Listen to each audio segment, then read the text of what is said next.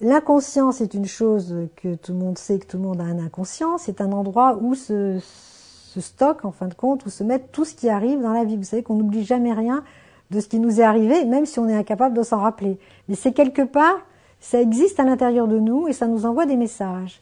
Et donc la mémoire affective, la mémoire de la relation avec les gens, la mémoire de telle personne qui est sympathique avec moi ou qui n'est pas sympathique, tout ça, pour un patient Alzheimer, ça devient extrêmement important et très vivant, très vivace.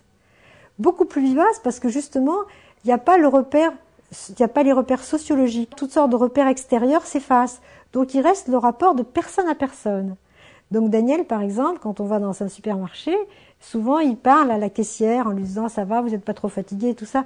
Genre de truc que ne dirait pas quelqu'un d'autre puisqu'il a l'impression « moi je suis là, je suis un client au-dessus d'une caissière », vous voyez. Donc ces repères sociologiques s'effacent et donc il n'y a plus que le rapport de personne à personne.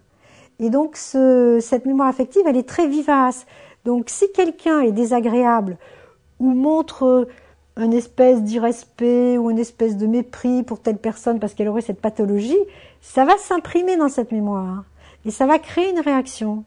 Donc il faut être très attentif quand on est en rapport avec une personne qui a cette pathologie parce qu'elle va rien oublier des sentiments qu'on va lui faire passer quant à la manière dont on la considère.